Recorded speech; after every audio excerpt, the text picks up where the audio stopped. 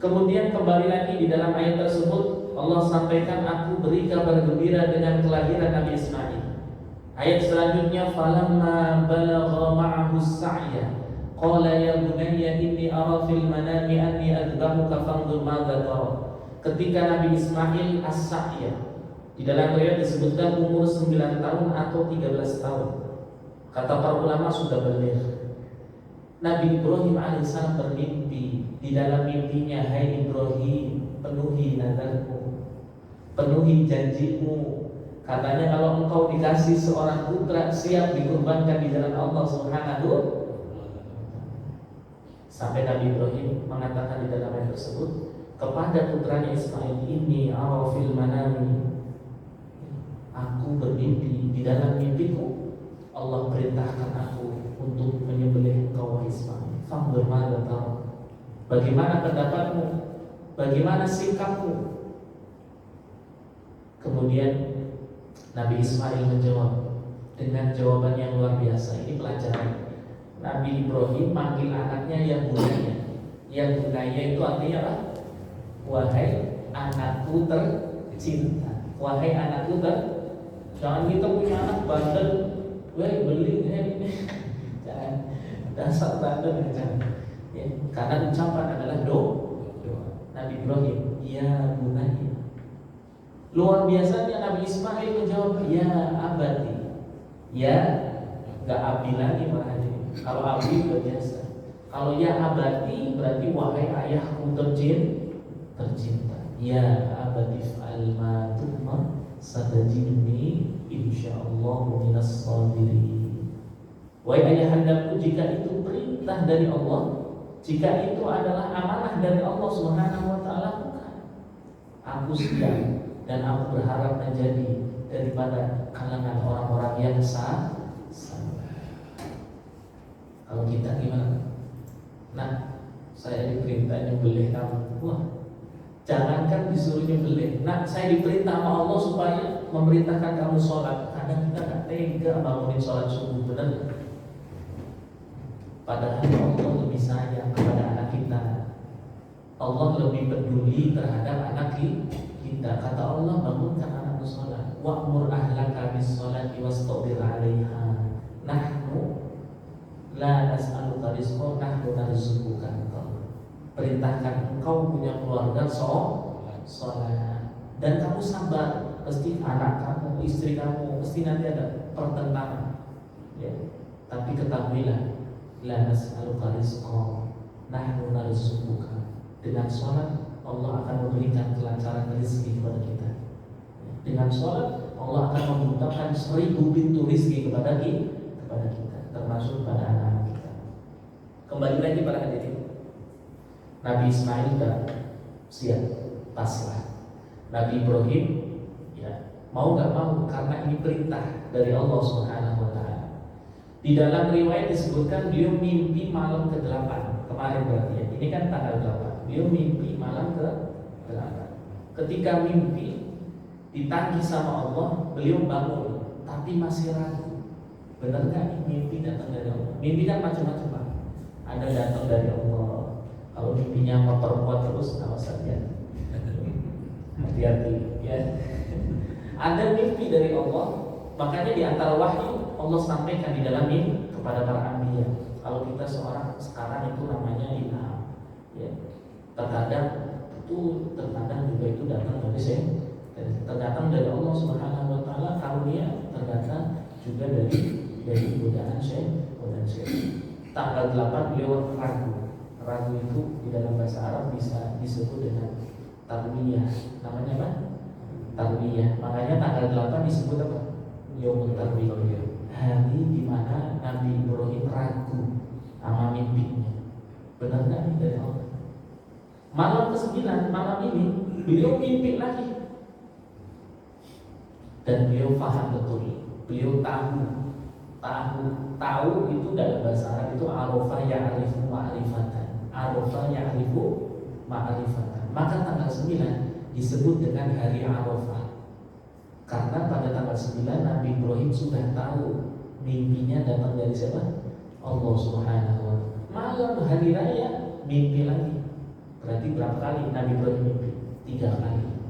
Ketika bangun hari raya itu disebut dengan Yaumun Nahar, hari eksekusi Nabi Ibrahim kepada Ismail alaihi wassalam.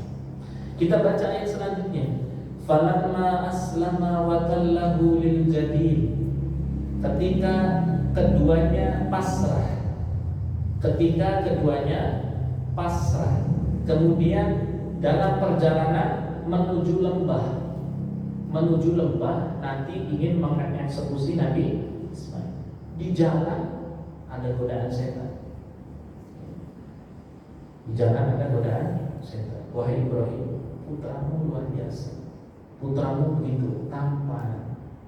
Dan ini yang diidam-idamkan engkau selama 82 tahun. Kok kamu tega ya, mau nyembelih anak?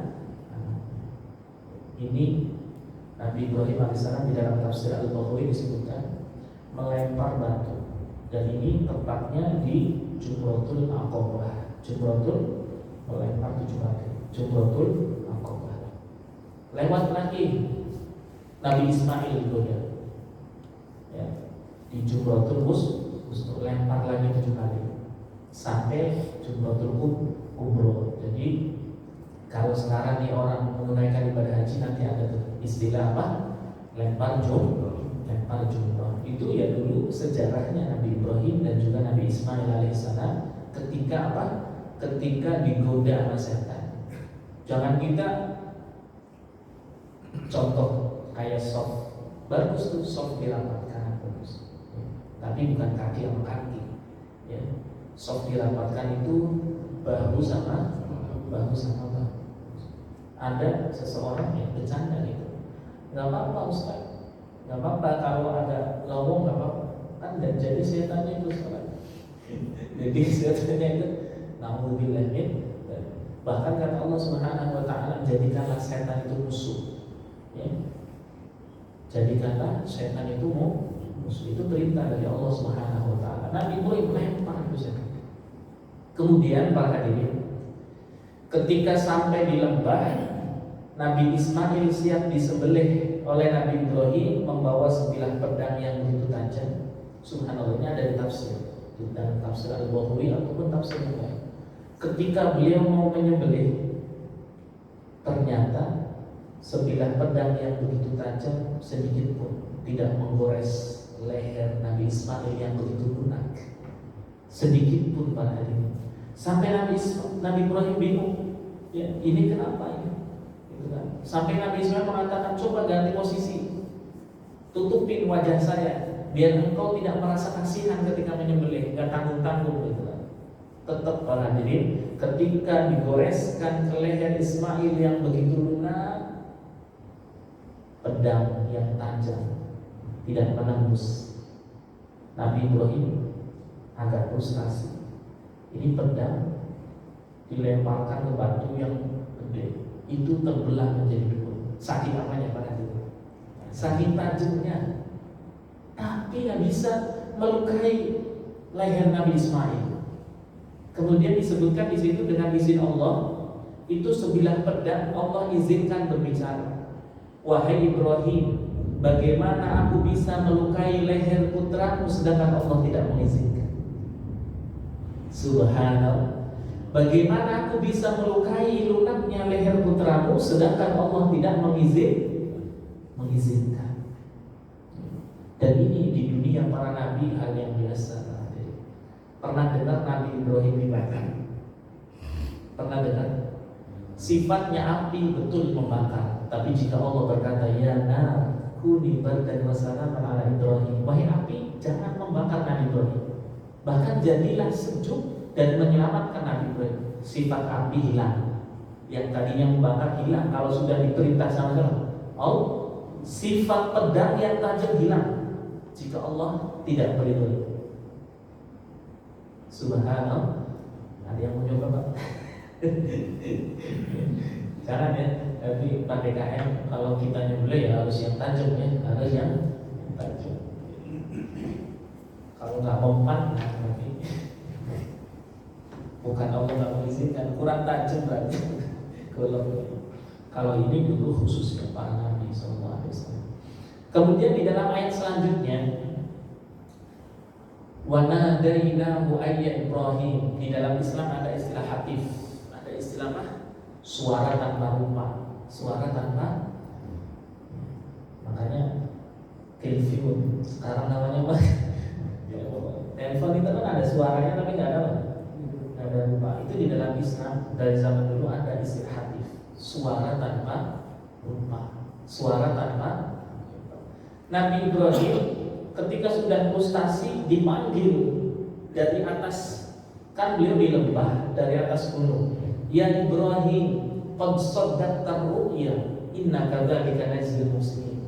Wahai Ibrahim, mimpimu benar dari Allah Subhanahu wa taala, langkahmu benar. Ikhtiar menjalankan perintah Allah Subhanahu wa taala. Kemudian Allah sampaikan inna hadza lahul bala'ul mubin. Ini ujian bagi orang-orang yang dekat dengan Allah Subhanahu wa taala. Ya, makanya tidak ada surga gratis, itu tidak ada. Ya, paling adanya makan siang gratis. Maaf ya. Surga gratis tidak ada. Al-jannatu ma fil balas. Surga tidak ada yang gratis. Ya, butuh perjuangan. Ya, sampai Allah katakan am hasibtum an tadkhulul jannata wa lamma ya'tikum mathalul ladzina khalaw min qablikum massathumul ba'sa wad-dharra wa zulzilu hatta yaqulu mata nasrullah ala inna nasrallahi qarib. Kata jangan kira kau nanti mau masuk surga belum datang ujian kepada kalian sebagaimana umat-umat terdahulu. Ya. Maka ad-dunya mamlu'atun bil mata'ib. Dunia ini penuh dengan ujian, penuh dengan rasa capek. Maka jangan sampai capek di dunia, capek di akhirat. Cukup apa? Capeknya di dunia saja. Di akhirat kita menikmati surganya Allah Subhanahu wa taala. Ini cerita masih panjang. Lanjutkan Pak, dikit lagi. Kata Allah Subhanahu wa taala di dalam surat As-Saffat tersebut, ketika Allah panggil Nabi Ibrahim, benar mimpimu, benar langkahmu, ini adalah ujian dari Allah Subhanahu wa taala. Kemudian Allah sampaikan wa fadainahu bidzibhin 'adzim. Aku gantikan Nabi Ismail alaihissalam dengan sembelihan yang besar, dengan domba yang langsung diambil di dalam surga. Bahkan di dalam riwayat itu sampai dikembala 40 tahun. 40 tahun di surga beda Pak. Jadi untung domba yang turun. Gimana kalau unta? Minimal kita kurban pakai pun. Untung yang turun apa dong? Harapan kita ayam. Gitu kan? Jadi semua orang bisa kurban. Tapi udah untung dah yang turun dong. Wa fadaina bidzibhin 'adzim. Aku gantikan Ismail putra dengan sesembelihan yang besar. Wah, di situ malaikat Jibril bertakbir, Nabi Ibrahim bertakbir, Nabi Ismail, bahkan seluruh alam bertakbir. Dan yang lebih dahsyatnya lagi para hadirin, setelah itu domba diturunkan dari surga sebagai pengganti Nabi Ismail. Allah katakan wa tarakna 'alaihi fil akhirin. Wahai Nabi Ibrahim, wahai Ibrahim, perjuanganmu gak sia-sia. Nanti aku abadikan perjuanganmu untuk umat-umat yang akan datang. Jadi maaf para hadirin, kita ini nyembelih kurban. Bahkan saudara kita sekarang sedang menunaikan ibadah haji. Ini janji Allah kepada Nabi Ibrahim.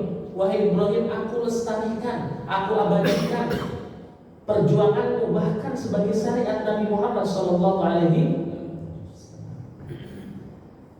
Hikmahnya apa? Minimal kita ini nanti kalau udah meninggal, anak keturunan kita mengenang diabadikan sama keturunan kita. Oh, ingat pesan orang tua, kalau sudah masuk waktu duha jangan lupa walaupun 2 rakaat. Kalau bangun malam jangan lupa wudu, ngambil sejadah, ada kiblat, sholat 2 rakaat. Tuh gimana? Perjuangan Nabi Ibrahim Allah abadikan. Dan bahkan dilakukan oleh umat muslim seluruh dunia. Sekarang bahkan kumpul di Arafah, kumpul di tanah haram. Ya. Janji Allah wa tarakna alaihi fil akhirin. Aku abadikan, aku tinggalkan perjuanganmu Nabi Ibrahim alaihissalam untuk umat-umat yang akan datang, termasuk kita sebagai umat Nabi Muhammad sallallahu alaihi. Kita minimal dari anak kita, nanti kita sepanjang-panjangnya umur manusia pasti akan apa? Yang muda apalagi yang tua, maaf nih. Ya, yang kaya apalagi yang sehat apalagi yang sakit. Tapi bagaimana nanti ketika kita berpindah dari alam dunia ke alam barzakh, awal manzil min manazilil akhirah, anak keturunan kita mengenang kita, nasihat-nasihat dan mendoakan kita. Dulu di dalam hadis disebutkan ada orang tua yang sholatnya biasa-biasa saja, puasanya biasa-biasa saja, tapi derajat surganya naik terus sampai dia aja bingung. Ya Allah, perasaan sholatnya belum. Sholat sunnah juga kalau lagi semangat, tapi saya istiqomah ya Allah, jamaah di Masjid Al-Fatah. Tapi kok derajatnya bisa melambung tinggi? Kata Allah Subhanahu wa taala di dalam hadis tersebut, hadza bistighfari waladilak. Wahai orang tua, ketahuilah kenapa engkau diangkat derajatnya, karena sebab doa istighfar dari anak-anakmu kepada diri. Bagaimana anak-anak kita membaca istighfar, mendoakan kita, kalau kita tidak memberi kenangan yang manis, tidak memberikan pendidikan yang sesuai dengan dilakukan oleh Rasulullah SAW, dilakukan oleh Nabi Ibrahim alaihissalam. Ketika wabarakna alaihi fil akhirin, Allah kirim salam, salamun ala Ibrahim, kadzalika najzil muhsinin, innahu min ibadinal mu'minin. Kalau sudah mendapatkan salam, kesejahteraan dari Allah yang menguasai langit dan bumi, kehidupan kita beres. Sa'idun fid dunya wa sa'idun fil akhirah.